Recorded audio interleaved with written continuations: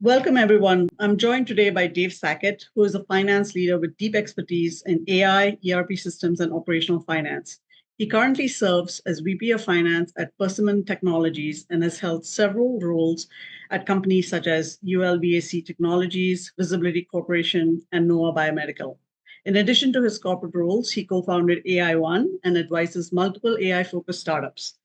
Dave, today we're going to look to unpack a challenge that every finance leader knows too well: procurement. We're diving into Hyperbots PR to PO Co-Pilot, which is turning a traditionally manual, error-prone process into a streamlined, intelligent workflow. Before we dive into the solution, though, let's talk about the current reality, right? From your CFO lens, what makes the PR to PO process such a persistent bottleneck? Why is it such a headache? Yeah, it's usually a very manual system that has a lot of internal steps that make it really challenging for many companies. And it's one reason why we're looking to Hyperbots to upgrade to their solution. So some of the pain points are, entering purchase recs manually. There can be a lot of, forms and a lot of fields that people need to fill out to really process purchase rec to get a purchase order. And it's slow, it takes time, and you can have keying errors from just the manual process.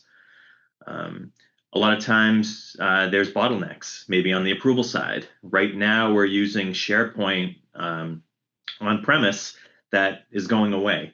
So we need another workflow engine, and agentic AI kind of has that built-in workflow. So without workflows, people are looking at emails, they're trying to get that approval, which could get delayed. People aren't getting pinged, and it can slow things down. And there's also budget blind spots where people are doing purchase recs, not even knowing what the budget is, and there's no automatic check, and they can be surprises and overspending. You've got duplicate purchase recs. There's a business need, and people, you don't know what's already out there. You don't know who's working on it. You don't have that visibility in terms of what's going on. So without that, you can get duplicates. You can have too much inventory, or different prices, and cause all sorts of trouble. You could also get wrong GL codes, GL account codes on purchase recs. Right now, a lot of companies, maybe the purchasing staff or supply chain staff just guesses at what the right code should be. With that, finance has to reclass it, and it disrupts the audit trail. Seeing what's out there, poor status visibility, people looking for AP all the time to see where things are and how, what are the updates to that purchase rec. And the impact is it slows people down and it causes dissension. And then there's also a weak audit trail where, you've got so many different people involved in all different places that the evidence isn't all in one place. It's kind of scattered to who touched it last. And that can trigger, SOX compliance issues and policy gaps. Very true. I've certainly hit those issues in the different companies that I've worked on. That said, I've seen plenty of procurement tools that kind of promise automation but still rely on manual key-ins, right? From your perspective, right, how would you describe Hyperbots Procurement Co-Pilot? How is it different? Yeah, so it's an agentic AI assistant that helps out. So it can extract purchase rec fields automatically. It uses vision language and LLM models, large language models in AI, to read contracts, statement of work, and to pull in, prefill 80% of all the data that's going to be needed in a purchase rec to save time. It runs live budgets, which I think is super interesting. It can check to see what's already been budgeted for it. It can avoid duplication, and it can check the policy. So because an AI assistant has the ability to check data against each other, there's that check that can check against the policy, check against duplicates, all those kind of checking that you would have someone probably in-house have to do, but now it's being automated through AI. It can also generate and send the purchase order. It can use a branded template, and the approvals can happen in minutes, and there's no manual key in and no manual emailing. It can be all done by AI. And the AI assistant learns continuously. After every approval or denial or human input, it puts that into the next recommendation. So as you use this AI agent in purchase order and in your purchase order system, it learns what happened that made it error. It learned the correction, and then it pushes that correction into the next time it sees that issue. And so over time, that bot gets smarter and smarter in terms of being able to efficiently do purchase order recs and purchase orders. It's great. A tool that learns as it goes. It doesn't get better than that, right? When you're sitting in the CFO seat, right, you don't just care about efficiency, but you also care about like accountability and auditability. And I think those are the 2 points both of those came through as something the tool addresses, which is awesome. Let's talk about workflow a bit, just so we can kind of understand it a bit more, because I know that's where, things can get tricky. I remember one quarter scramble when, we suddenly had like 400,000 in open POs and no one had a clean view of the process flow, right? Like, can you walk us through Co-Pilot's workflow from start to finish? Like what exactly is happening under the hood? Yeah. Yeah, no. So here's an example. There's a scenario that I can detail that should be a sample workflow. Of course, it'll be different in everyone's organization, but just to give people an idea of the functionality, step one could be, contract statement of work extraction, using models to pull the amounts, the line items, the payment terms right from the documents into the purchase rec. It can do field enhancement and autofill. So purchase rec screens can open up already with vendor, item, price, tax, dates, everything pre-populated. AI does validation and reasoning. So it checks the math, it checks for anomalies, it checks for transparent explanation. There's transparent explanations on anything that it flags. So if there's an issue, people know exactly how to fix it. It can also check for duplicates and scan inventory. So the Co-Pilot can cross-reference all live open purchase recs and compare it to on-hand stock. So that's another check that probably should happen, but may not happen in every case. The bot will do that in every case. Budget utilization and GL coding. So real-time budget referencing, GL account recommendation that learns from history. So when someone assigns an account, that bot learns, okay, this vendor, this purchase goes to this account. And you don't have to do that every time. You just have to teach it the bot once, and it learns it and puts it through to the correct account next time. You've got flexible approvals. So this solution can link into Slack or Teams by workflow to the business unit and include categories and cost centers.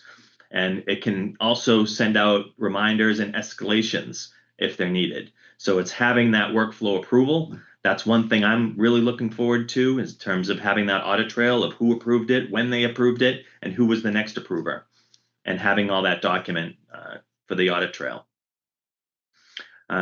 Creating POs in dispatch. So you can have custom or predefined templates. You can have auto email set up. It can go out to the supplier, and instead of pushing it all the way through, maybe you want an intermediate step where a human reviews it. So that's certainly how I'd start an implementation, but over time I would trust the bot to push it through. Vendor portal update. Suppliers can view the purchase order, the purchase history, and collaborate on payment timing. So it's having that communication with your suppliers as part of this solution. There's PO close automation, working with Invoice Co-Pilot to close POs once they're fully billed and delivered. So a lot of, in my old system, we had POs that just stayed open forever. Even though everything was paid, everything was received, we just had these open POs that people didn't take the time to close them. This is something that you've got PO close automation built in. And hash chain audit log and notifications. So with the AI assistant, every action, timestamp, data payload is captured in context, and there's alerts along the way. Wonderful. It's great to hear that you can also choose like almost a phased approach till you're convinced about the accuracy of the tool. It sounded like you've taken that approach, as you evaluated the tool and decided to kind of completely move to automation. In your experience, where do you see the biggest gains to be? Is it time? Is it accuracy? Is it control? Like if you were to boil down the benefits to like key metrics or outcomes, what stands out to you? Mhm. So the amount of time you save, so employee time saved is maybe my number one. The time it takes to fill things out, for example, it might take 15 minutes before, someone in supply chain is filling out a purchase rack. Now with this, maybe it drops down to 5 minutes, 3 times faster. And if you're doing a lot of purchase racks, that saves time and money in the end. There's also PO creation and dispatch, approving everything, the workflow to approve. Instead of days to get something approved, maybe it's done in minutes to get 90% faster approvals. You've got some of the intangibles related to this whole process. Human errors could be down, higher accuracy. The auditability or audit trails are up. Approvals happen faster with good communication. POs can be closed automatically. It can be linked checked against the budget to make sure you're not overspending or have overcommitted to your budget amounts, and improving KPIs. So one example, employees can knock out purchase recs in 5 minutes, POs land in the vendor's inbox quickly, and auditors get a one-click audit trail as a result of this solution. Great. I can certainly vouch for that as well. In my previous company, we were evaluating it, and we were projecting to bring down our PO cycle times by almost 60%. And not only that, it Yep. had like material impact on early pay discount capture, which is huge, huge. Yes. Dave, in most companies, right, like AP and procurement typically carries the operational burden, right? Like I've watched finance Yes. teams act as like traffic controllers for routine requests. Yep. How will the co-pilot change who owns that? And where will the Yep. effort be concentrated going forward? Yeah, that's an interesting way to put it. So still, like in my organization, we've got supply chain and accounts payable, two different functions that will kind of team up and be responsible for what happens in their area by the AI co-pilot. So, both groups will be impacted and have say in terms of what happens and be part of that improvement process. But from tasks, let's say entering a purchase rack. Right now, without Hyperbots, it's manual effort. With Copilot, an AI can extract it and autofill it, saving time. Validations of math and then going against policy. Maybe a person has to review to make sure it's meeting policy. With AI, it does that automatically. It reads the policy and can use judgment to see if this is valid or not against the policy. It can check for duplicates. It can look at stock. It can look at different requests. A lot of times before Hyperbots, it just, people were doing ad hoc searching. Now AI scans everything. And so there's a thorough eye that's being reviewed on everything that happens. And the budget check. Right now, I know I have a spreadsheet that shows me my fixed assets in terms of, what my fixed asset budget is. What this tool can do is link to that data to make sure, okay, you had this in your plan. Yes, check, good. You're good to purchase. Oh, you don't? Then maybe a human has to review it. And now you need to discuss, is this worth, taking on this new piece of equipment to help the business, or should it be pushed to the next budget period?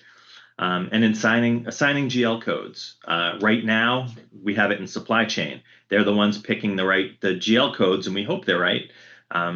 With AI, you train AI exactly which GL account it should be, so it happens all the time. And it will know that if something's different, then there's a flag that says, hey, wait a second, you were charging to this GL code, now you want to switch it to something else. So it acts as, an accounting assistant to say, yeah, let's keep everything going to the right accounts.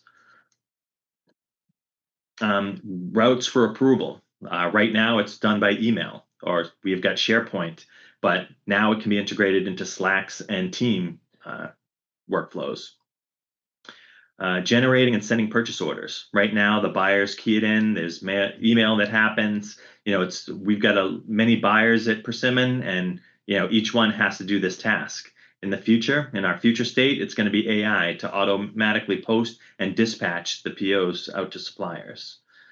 Tracking the status and closing POs. Right now, it's on that individual buyer responsibility, but we're going to have automation that also includes a vendor portal and automatic closing of purchase orders. Wonderful. So it sounds like you're moving more from like a manual push to like an automated pull, right? I mean, teams are now focusing on reviewing just the exceptions, not like chasing all the steps in the process, which is huge.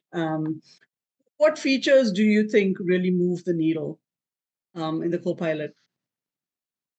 Yeah, I would say, trying to get the most for what you're trying to do. We can say like pre-trained extractions of contracts. So being able to pull stuff out automatically without a human having to do it.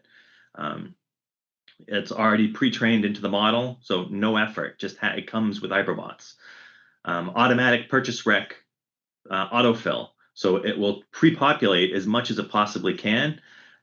It'll do checks on the math, how the language is written, if there's any anomalies, and just using simple explanations. Duplication checks, looking for duplicate purchase recs across the entire entity to see if it's something's been done twice. It can stop it. Real-time budget control. It can flash a red banner saying, "Hey, this has not been budgeted."